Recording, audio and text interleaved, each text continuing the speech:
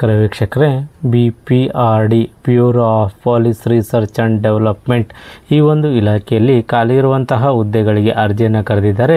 ಹಾಗಾದರೆ ಎಷ್ಟು ಹುದ್ದೆಗಳಿಗೆ ಅರ್ಜಿಯನ್ನು ಕರೆದಿದ್ದಾರೆ, ಎಜುಕೇಷನ್ ಏನಾಗಿರಬೇಕು, ಸ್ಯಾಲ್ರಿ ಏನಿರುತ್ತೆ, ವಯೋಮಿತಿ ಏನು, ಈ ಒಂದು ಹುದ್ದೆಗಳಿಗೆ ಆರಂಭಿಕ ದಿನಾಂಕ ಯಾವುದು, ಕೊನೆಯ ದಿನಾಂಕ ಯಾವುದು, ಅಪ್ಲೈ ಮಾಡಲಿಕ್ಕೆ ಅನ್ನೋದ ಸಂಪೂರ್ಣ ಮಾಹಿತಿಯನ್ನು ನಿಮಗೆ ತಿಳಿಸ್ಕೊಡ್ತೀನಿ. ವಿಡಿಯೋ ಸ್ಕಿಪ್ ಮಾಡ್ದಂಗೆ ಪೂರ್ತಿ ವಿಡಿಯೋವನ್ನು ನೋಡಿ. ವೀಕ್ಷಕರೇ, bureau of police research and development ಈ ಒಂದು ಇಲಾಖೆಯಲ್ಲಿ ಖಾಲಿ ಇರುವಂತಹ ಹುದ್ದೆಗಳಿಗೆ ಅರ್ಜಿಯನ್ನು ಕರೆದಿದ್ದಾರೆ. ಎಷ್ಟು ಹುದ್ದೆಗಳು ಖಾಲಿ ಇದ್ದಾವೆ ಅಂತೇಳಿ ನಾವು ನೋಡಿದ್ರೆ 141 ಹುದ್ದೆಗಳಿಗೆ ಖಾಲಿ ಇರುವಂಥ ಹುದ್ದೆಗಳಿಗೆ ಅರ್ಜಿಯನ್ನು ಕರೆದಿದ್ದಾರೆ. ಈ ಒಂದು ಜಾಬ್ ಲೊಕೇಶನ್ ಎಲ್ಲಿ ಅಂತ ಅಂದರೆ ಇಂಡಿಯಾದಲ್ಲಿ ಎಲ್ಲಿ ಒಂದು ಹುದ್ದೆಗಳು ಖಾಲಿ ಇದ್ದಾವೋ ಅಲ್ಲೆಲ್ಲ ನಿಯೋಜನೆಯನ್ನು ಮಾಡ್ತೀವಿ ಅಂತೇಳಿ ಒಂದು ಮಾಹಿತಿಯನ್ನು ನೀಡಿದ್ದಾರೆ. ಹಾಗಾದರೆ ಯಾವ ಹುದ್ದೆಗಳು ಖಾಲಿ ಇದ್ದಾವೆ, ಎಜುಕೇಷನ್ ಏನಾಗಿರಬೇಕು, ಎಷ್ಟು ಪೋಸ್ಟ್ಗಳು ಖಾಲಿ ಇದ್ದಾವೆ, ವಯೋಮಿತಿ ಏನಿರುತ್ತೆ, ಸಂಪೂರ್ಣ ಮಾಹಿತಿಯನ್ನು ನಿಮಗೆ ತಿಳಿಸ್ಕೊಡ್ತೀನಿ. ಒಂದೊಂದಾಗಿ ಪೂರ್ತಿ ವಿಡಿಯೋವನ್ನು ನೋಡಿ. ವೀಕ್ಷಕರೇ, ಡೆಪ್ಟಿ ಡೈರೆಕ್ಟರ್ ಈ ಒಂದು ವಿಭಾಗದಲ್ಲಿ 2 ಹುದ್ದೆಗಳು ಖಾಲಿ ಇದ್ದಾವೆ. ಈ ಒಂದು ವಿಭಾಗಕ್ಕೆ ಡಿಗ್ರಿ ಎಜುಕೇಷನನ್ನು ಪದವಿಯನ್ನು ಪಡೆದಿರೋರು ಈ ಹುದ್ದೆಗೆ ಅರ್ಜಿಯನ್ನು ಸಲ್ಲಿಸಬಹುದಾಗಿರುತ್ತದೆ. ವಯೋಮಿತಿ ಏನು ಆ್ಯಸ್ ಪರ್ ರೂಲ್ಸ್ ಪ್ರಕಾರ ವಯೋಮಿತಿ ಇರುತ್ತೆ ಅಂತೇಳಿ ಒಂದು ಮಾಹಿತಿಯನ್ನು ನೀಡಿದ್ದಾರೆ. ಆದರೆ ನೋಟಿಫಿಕೇಷನಲ್ಲಿ ಇದ್ರ ಬಗ್ಗೆ ಸಂಪೂರ್ಣ ಮಾಹಿತಿಯನ್ನು ನೀಡಿಲ್ಲ. ಮತ್ತು ಅದೇ ರೀತಿ ಪ್ರಿನ್ಸಿಪಲ್ ಸೈಂಟಿಫಿಕ್ ಆಫೀಸರ್ ಈ ಒಂದು ವಿಭಾಗಕ್ಕೂ ಸಹ ಪದವಿಯನ್ನು ಪಾಸಾಗಿರಬೇಕು. 2 ಹುದ್ದೆಗಳು ಖಾಲಿ ಇದ್ದಾವೆ. ಅದೇ ರೀತಿ ಸೂಪರ್ಡೆಂಟ್ ಆಫ್ ಪೊಲೀಸ್ ಈ ಒಂದು ವಿಭಾಗದಲ್ಲಿ ಡಿಗ್ರಿ ಅಂದರೆ ಪದವಿಯನ್ನು ಪಡೆದಿರಬೇಕು. ಈ ಒಂದು ವಿಭಾಗದಲ್ಲಿ 5 ಹುದ್ದೆಗಳು ಖಾಲಿ ಇದ್ದಾವೆ. ಅದೇ ರೀತಿ ಅಸಿಸ್ಟೆಂಟ್ ಡೈರೆಕ್ಟರ್ ಈ ಒಂದು ವಿಭಾಗದಲ್ಲಿ ಪದವಿಯನ್ನು ಪಡೆದಿರಬೇಕು. 4 ಹುದ್ದೆಗಳು ಖಾಲಿ ಇದ್ದಾವೆ ಅಂತೇಳಿ ಒಂದು ಮಾಹಿತಿಯನ್ನು ಇವರು ನೀಡಿದ್ದಾರೆ. ಅದೇ ರೀತಿ ಸೀನಿಯರ್ ಸೈಂಟಿಫಿಕ್ ಆಫೀಸರ್ ಗ್ರೇಡ್ 1 ಈ ಒಂದು ವಿಭಾಗದಲ್ಲಿ ಇವರು ಸಹ ಪದವಿಯನ್ನು ಪಡೆದಿರಬೇಕು. 1 ಹುದ್ದೆಗಳಿಗೆ ಅರ್ಜಿಯನ್ನು ಕರೆದಿದ್ದಾರೆ. ಅದೇ ರೀತಿ ಜೂನಿಯರ್ ಅನಾಲಿಟಿಸ್ಟ್ ಇವರು ಮಾಸ್ಟರ್ ಡಿಗ್ರಿಯನ್ನು ಎಜುಕೇಷನನ್ನು ಮಾಡಿರಬೇಕು. 1 ಹುದ್ದೆಗೆ ಅರ್ಜಿಯನ್ನು ಕರೆದಿದ್ದಾರೆ. ಅದೇ ರೀತಿ ಇನ್ಸ್ಪೆಕ್ಟರ್ ಆಫ್ ಪೊಲೀಸ್ ಈ ಒಂದು ವಿಭಾಗದಲ್ಲಿ 2 ಹುದ್ದೆಗಳು ಖಾಲಿದ್ದಾವೆ. ಇವರು ಸಹ ಪದವಿಯನ್ನು ಪೂರ್ಣಗೊಳಿಸಿರಬೇಕು. ಅದೇ ರೀತಿ ಸೀನಿಯರ್ ಸೈಂಟಿಫಿಕ್ ಅಸಿಸ್ಟೆಂಟ್ ಈ ಒಂದು ವಿಭಾಗದಲ್ಲಿ 1 ಹುದ್ದೆಗಳು ಖಾಲಿದ್ದಾವೆ. ಮಾಸ್ಟರ್ ಡಿಗ್ರಿ ಎಜುಕೇಷನನ್ನು ಮಾಡಿರಬೇಕು. ಅದೇ ರೀತಿ ಸೀನಿಯರ್ ಇನ್ವೆಸ್ಟಿಗೇಟರ್ ಇವರು ಸಹ ಮಾಸ್ಟರ್ ಡಿಗ್ರಿ ಎಜುಕೇಷನನ್ನು ಮಾಡಿರಬೇಕು. ಈ ಒಂದು ವಿಭಾಗದಲ್ಲಿ 2 ಹುದ್ದೆಗಳು ಖಾಲಿದ್ದಾವೆ ಅಂತೇಳಿ ಒಂದು ಮಾಹಿತಿಯನ್ನು ಇವರು ನೀಡಿದ್ದಾರೆ. ಅದೇ ರೀತಿ ಸ್ಟೆನೋಗ್ರಾಫರ್ ಈ ಒಂದು ವಿಭಾಗದಲ್ಲಿ 12ನೇ ತರಗತಿ ಪಾಸಾಗಿರೋರು ಅರ್ಜಿಯನ್ನು ಸಲ್ಲಿಸಬಹುದು.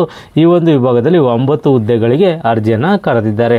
ಅದೇ ರೀತಿ ಸೀನಿಯರ್ ಇನ್ವೆಸ್ಟಿಗೇಟರ್ ಈ ಒಂದು ವಿಭಾಗದಲ್ಲಿ 1 ಹುದ್ದೆಗಳು, ಜೂನಿಯರ್ ಅಕೌಂಟ್ಸ್ ಈ ಒಂದು ವಿಭಾಗದಲ್ಲಿ 1 ಹುದ್ದೆಗಳಿಗೆ ಅರ್ಜಿಯನ್ನು ಕರೆದಿದ್ದಾರೆ. ಇವರು ಸಹ ಪದವಿಯನ್ನು ಪಾಸಾಗಿರೋರು ಈ ಹುದ್ದೆಗೆ ಅರ್ಜಿಯನ್ನು ಸಲ್ಲಿಸಬಹುದಾಗಿರುತ್ತದೆ. Sub inspector, deputy director general, chief drill instructor ಈ ಒಂದು ವಿಭಾಗದಲ್ಲಿ ಪದವಿಯನ್ನು ಪಡೆದಿರಬೇಕಾಗಿರುತ್ತದೆ. ಸಬ್ ಇನ್ಸ್ಪೆಕ್ಟರ್ದು 2 ಹುದ್ದೆಗಳು, ಡೆಪ್ಟಿ ಇನ್ಸ್ಪೆಕ್ಟರ್ ಜನರಲ್ ಈ ಒಂದು ವಿಭಾಗದಲ್ಲಿ 1 ಹುದ್ದೆಗಳು, ಚೀಫ್ ಡ್ರಿಲ್ ಇನ್ಸ್ಟ್ರಕ್ಟರ್ ಈ ಒಂದು ವಿಭಾಗದಲ್ಲಿ 1 ಹುದ್ದೆಗಳಿಗೆ ಅರ್ಜಿಯನ್ನು ಇವರು ಕರೆದಿದ್ದಾರೆ. ಅದೇ ರೀತಿ ಅಡ್ಮಿನಿಸ್ಟ್ರೇಟಿವ್ ಆಫೀಸರ್ ಈ ಒಂದು ವಿಭಾಗದಲ್ಲಿ ಆ್ಯಸ್ ಪರ್ ಗೌರ್ಮೆಂಟ್ ರೂಲ್ಸ್ ಪ್ರಕಾರ ಏನು ಎಜುಕೇಷನನ್ನು ಹೊಂದಿರಬೇಕು ಅಂತೇಳಿ ಆ ರೂಲ್ಸ್ ಪ್ರಕಾರ ನಾವು ಹೇಳ್ತೀವಿ ಅಂತ ಹೇಳಿದ್ದಾರೆ. ಆದರೆ ಅದರ ಬಗ್ಗೆ ಎಲ್ಲೂ ಮಾಹಿತಿಯನ್ನು ನೀಡಿಲ್ಲ. ಈ ಒಂದು ವಿಭಾಗದಲ್ಲಿ 1 ಹುದ್ದೆಗೆ ಅರ್ಜಿಯನ್ನು ಕರೆದಿದ್ದಾರೆ. ಅದೇ ರೀತಿ ಇನ್ಸ್ಟ್ರಕ್ಟರ್ ಆದರೆ ಡ್ರಿಲ್ ಇನ್ಸ್ಟ್ರಕ್ಟರ್ ಈ ಒಂದು ವಿಭಾಗದಲ್ಲಿ ಡಿಗ್ರಿಯನ್ನು ಎಜುಕೇಷನನ್ನು ಮಾಡಿರಬೇಕು. ಇನ್ಸ್ಪೆಕ್ಟರ್ ಟ್ರೈನಿಂಗ್ ಅಸಿಸ್ಟೆಂಟ್ ಈ ಒಂದು ವಿಭಾಗಕ್ಕೂ ಸಹ ಡಿಗ್ರಿಯನ್ನು ಎಜುಕೇಷನನ್ನು ಮಾಡಿರಬೇಕು. ಇನ್ಸ್ಟ್ರಕ್ಟರ್ ಈ ಒಂದು ವಿಭಾಗದಲ್ಲಿ 7 ಹುದ್ದೆಗಳು ಖಾಲಿದ್ದಾವೆ.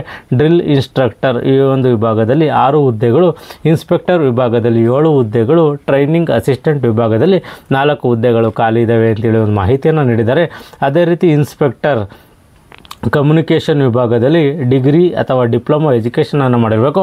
ಈ ಒಂದು ವಿಭಾಗದಲ್ಲಿ 1 ಹುದ್ದೆಗೆ ಅರ್ಜಿಯನ್ನು ಇವರು ಕರೆದಿದ್ದಾರೆ. ಅದೇ ರೀತಿ ಕಂಪ್ಯೂಟರ್ ಆಪರೇಟರ್ ಈ ಒಂದು ವಿಭಾಗಕ್ಕೂ ಸಹ ಡಿಗ್ರಿಯನ್ನು ಪದವಿಯನ್ನು ಪಡೆದಿರಬೇಕು.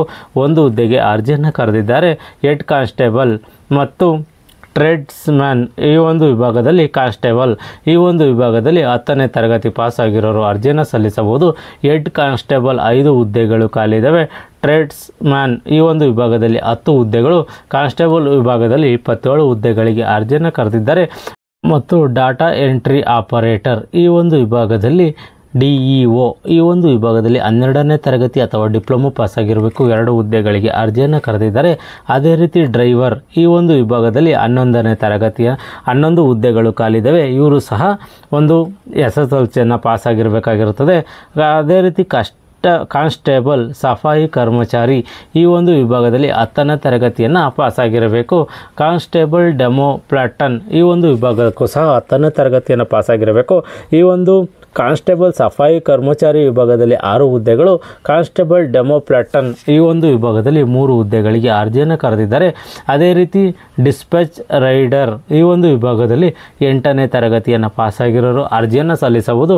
1 ಹುದ್ದೆಗೆ ಅರ್ಜಿಯನ್ನು ಕರೆದಿದ್ದಾರೆ. ಅದೇ ರೀತಿ ವೈಸ್ ಪ್ರಿನ್ಸಿಪಲ್ ಈ ಒಂದು ವಿಭಾಗದಲ್ಲಿ ಪದವಿಯನ್ನು ಪಡೆದಿರಬೇಕು. ಇವರು 2 ಹುದ್ದೆಗಳಿಗೆ ಅರ್ಜಿಯನ್ನು ಕರೆದಿದ್ದಾರೆ.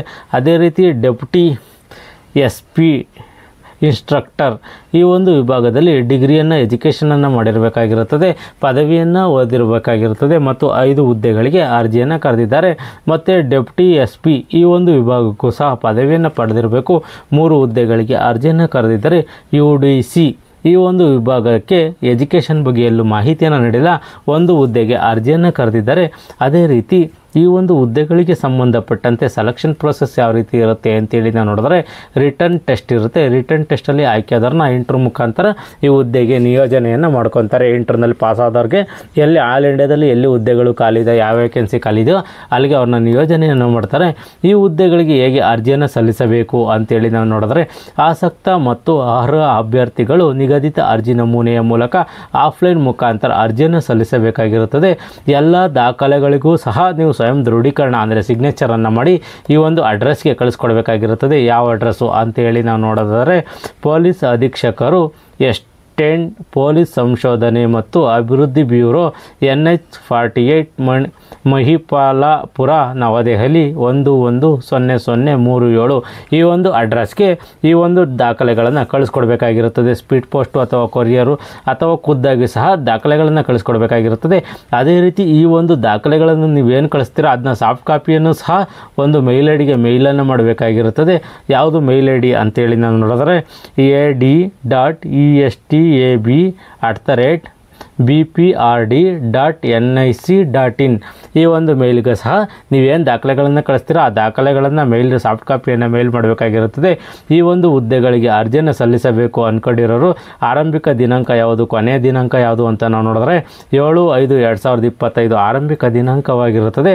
6/6/2025 ಕೊನೆಯ ದಿನಾಂಕವಾಗಿರುತ್ತದೆ. 6 ಜೂನ್ 2025ನೇ ತಾರೀಕೊಳಗಾಗಿ ನೀವು ಅರ್ಜಿಯನ್ನು ಸಲ್ಲಿಸಿ. ಈ ಒಂದು ಹುದ್ದೆಗಳಿಗೆ ಸಂಬಂಧಪಟ್ಟಂತೆ ಹೆಚ್ಚಿನ ಮಾಹಿತಿ ಬೇಕು ಅಂತಂದರೆ ಅಧಿಕೃತ ವೆಬ್ಸೈಟ್ ಆದ bprd.nic.in ಈ ಒಂದು ವೆಬ್ಸೈಟ್ಗೆ ಹೋಗಿ ಹೆಚ್ಚಿನ ಮಾಹಿತಿಯನ್ನು ನೀವು ಪಡ್ಕೋಬೋದಾಗಿರುತ್ತದೆ. ಯಾರೆಲ್ಲ ಈ ಹುದ್ದೆಗಳಿಗೆ ಅರ್ಜಿಯನ್ನು ಸಲ್ಲಿಸಬೇಕು ಅಂದ್ಕೊಂಡಿದ್ದೀರಾ ಈ ಒಂದು ನೋಟಿಫಿಕೇಷನನ್ನು ಸಂಪೂರ್ಣವಾಗಿ ಓದಿ ನಿಮಗಿದು ಸೂಕ್ತ ಅನಿಸಿದ್ರೆ ಮಾತ್ರ ಈ ಹುದ್ದೆಗಳಿಗೆ ಅರ್ಜಿಯನ್ನು ಸಲ್ಲಿಸಿ. ಈ ಒಂದು ಮಾಹಿತಿ ಇಷ್ಟವಾದರೆ ಸಬ್ಸ್ಕ್ರೈಬ್ ಮಾಡಿ, ಶೇರ್ ಮಾಡಿ, ಲೈಕ್ ಮಾಡಿ.